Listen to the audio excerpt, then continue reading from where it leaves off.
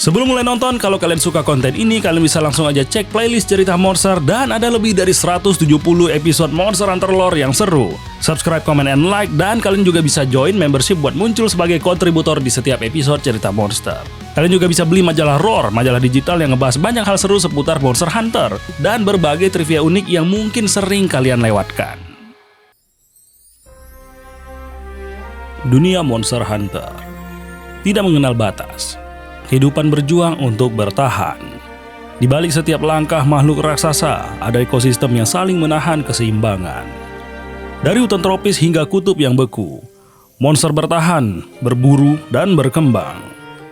Di setiap nafas dan langkah adalah bagian dari sebuah sistem yang hidup.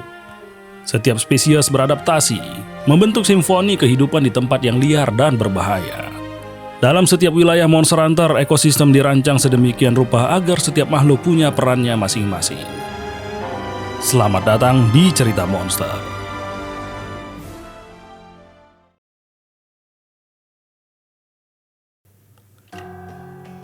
Desa Moga adalah desa nelayan kecil yang terletak di deserted island yang tampak seperti kepulauan di tengah lautan luas.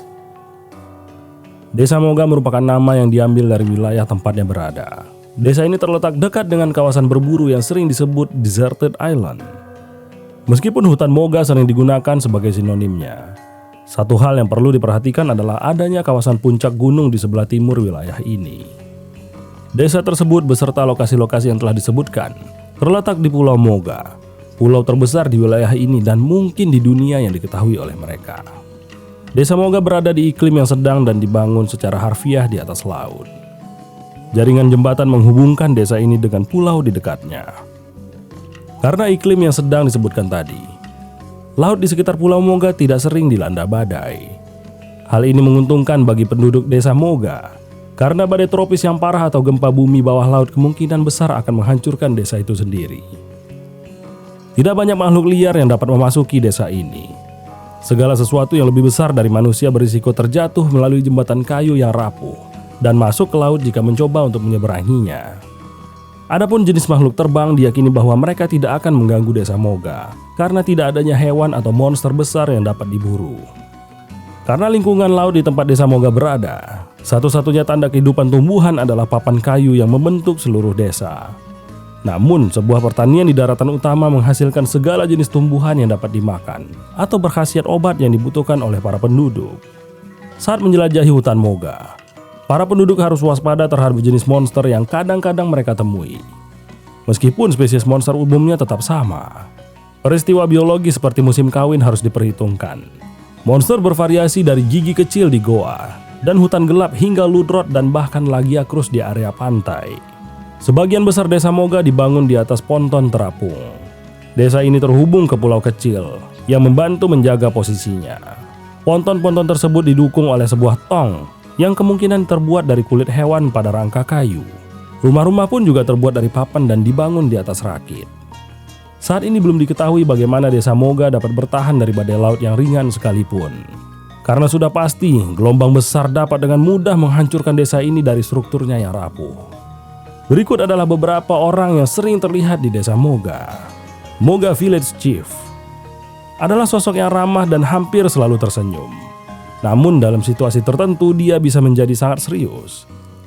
Kepala desa Moga memiliki rambut putih dan biasanya mengenakan mantel berwarna hijau. Berbeda dengan penduduk lainnya, dia dikenal merokok menggunakan sebuah pipa. Semasa mudanya, dia pernah menjadi seorang kapten kapal dagang dan hunter spesialis berburu di bawah air. Namun kedua karir tersebut harus berakhir singkat karena perburuan Lagiacrus. Hal ini membuatnya memutuskan untuk menjaga tanah leluhurnya, reruntuhan bawah air di pulau terpencil.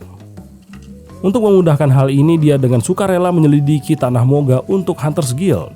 Dan bahkan kini Moga Chief memiliki hubungan yang erat dengan Hunters Guild, termasuk Wyverians. Hingga pada akhirnya dia mendirikan desa Moga sebagai penghormatan terhadap tanah leluhurnya yang sudah lama. Aisyah, yang dikenal sebagai Guild Sweetheart atau Moga Sweetheart, adalah seorang resepsionis guild yang dapat ditemukan di desa Moga. Aisyah adalah seorang resepsionis guild yang ceria dan rajin. Dikatakan bahwa dia memiliki salah satu nilai terendah di kelasnya saat berlatih di guild pemburu. Aisyah juga dianggap sebagai kasus yang tidak biasa diselamatkan pada masa itu. Dia berhasil berteman dengan orang lain, seperti Sofia, selama berlatih.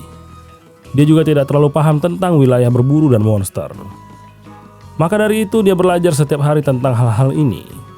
Dia juga menantikan cerita dari para hunter dan pedagang dari seluruh dunia, termasuk tentang monster yang belum pernah dilihat oleh Hunters Guild hingga saat ini. Warga desa lainnya diantaranya adalah The Chief Son, Argosy Captain, Fishmongers, Wyverian Artisan, Itinerant Cook, Caca, dan Head Farmer. Sumber daya atau resources adalah persediaan yang dibutuhkan desa untuk terus dapat beroperasi. Sumber daya ini diperlukan untuk segala hal, mulai dari memancing hingga mengolah tanah. Setelah player mengalahkan monster atau menemukan barang yang dapat dijadikan sumber daya, player dapat mengunjungi anak kepala desa untuk menukarnya dengan poin sumber daya yang sangat penting. Kemudian gudang yang dikelola oleh anak kepala desa merupakan elemen penting dalam kehidupan desa ini. Sang hunter diharapkan selalu mampir ke sini setelah kembali dari perburuan di hutan. Lalu lahan pertanian.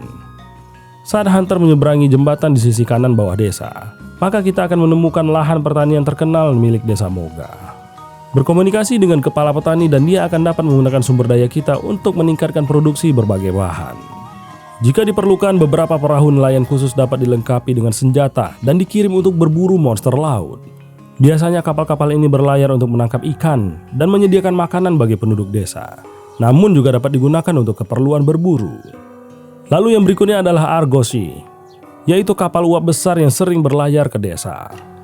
Hunter dapat berbisnis dengan kaptennya yang menangkan pakaian dari timur dengan menukar barang-barang khusus desa Moga. Terdapat dua jenis transaksi, yaitu perdagangan normal dan perdagangan langka. Seiring kita melanjutkan permainan, sebuah kantin akan tersedia di desa ini. Di sini kita dapat mendapatkan makanan yang mengenyangkan, yang mungkin memberikan bonus status sementara atau keterampilan makanan tertentu. Setelah bertahun-tahun damai, gempa bumi yang tak terduga mulai mengguncang dan menggetarkan pulau-pulau tersebut. Seekor Leviathan raksasa, Lagiacrus, diduga menjadi penyebabnya. Guild sebagai tanggapan mengirim seorang hunter baru yang belum teruji untuk menangani situasi ini.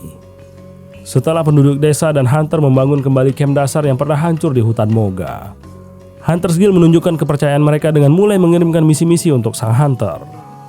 Setelah banyak misi, satu pertemuan tak terduga dengan Lagiacrus sendiri dan penyelamatan seekor syakalaka muda bersama Caca akhirnya muncul kembali.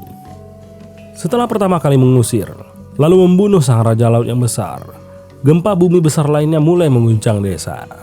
Penyebabnya semula dikaitkan dengan Lagiacrus yang kini telah mati, ternyata menjadi misteri. Caca juga menghilang untuk sementara waktu segera setelah gempa bumi muncul, dan tidak ada yang tahu kenapa sebabnya. Tidak lama setelah itu Caca kembali dengan cerita tentang seekor naga laut besar yang tinggal di bawah desa Moga di dalam jaringan terowongan yang sangat besar. Hunters Guild mendengar kabar tentang gempa bumi baru-baru ini dan mempertimbangkan evakuasi total pulau tersebut. Ketua desa akhirnya mengungkapkan masa lalunya setelah mendengar tentang naga ini. Dan ternyata dia mengungkapkan bahwa tidak hanya peradaban yang hidup di laut yang pernah tinggal di jaringan terowongan di bawah desa ini, namun desa Moga juga pernah hancur akibat gempa bumi yang sebelumnya. Ketua desa itu sendiri juga merupakan keturunan dari para penjaga kuno reruntuhan bawah laut yang mendirikan desa Moga dan pernah menjadi pemburu berpengalaman yang ahli dalam pertempuran di bawah laut. Ketua desa mengaku pernah mendengar tentang naga paus raksasa yang kini dikenal sebagai Siedius oleh Hunters Guild. Namun dia tidak yakin apakah makhluk sebesar itu bisa hidup di dalam reruntuhan. Oleh karena itu dia mengira bahwa Lagiacrus lah yang menjadi penyebab gempa bumi pada awalnya. Hunters Guild yang kehilangan keyakinan akan peluang bertahan hidup desa Moga memerintahkan evakuasi total. Perintah tersebut diabaikan dengan segera dan hunter veteran yang didukung oleh penduduk desa yang telah dia janjikan untuk lindungi. Mereka menyerang Siedius di sarangnya sendiri. Selama pertempuran, hunter ini mematahkan tanduk kanan besar Siedius yang digunakan naga itu untuk menabrak dinding goa dan menyebabkan gempa bumi. Siedius melarikan diri setelah pertempuran yang panjang dan melelahkan, dan penduduk desa bersorak-sorai atas kemenangan tersebut. Hunters Guild mengirimkan surat yang menyatakan bahwa pemburu desa telah melanggar perintah secara langsung.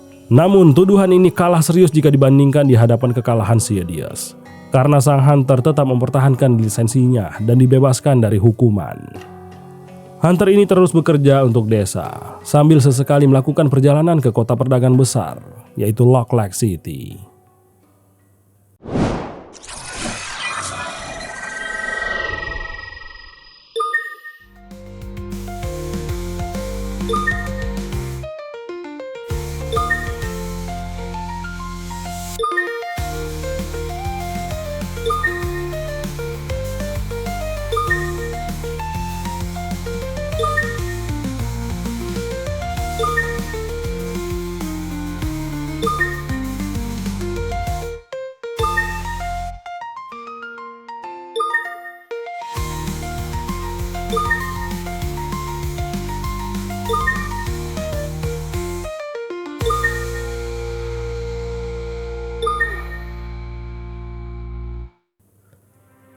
Demikianlah cerita monster episode Desa Moga. Subscribe, like, and comment monster atau desa apa lagi yang akan kita bahas di cerita monster yang berikutnya. Terima kasih sudah menonton. Sampai jumpa.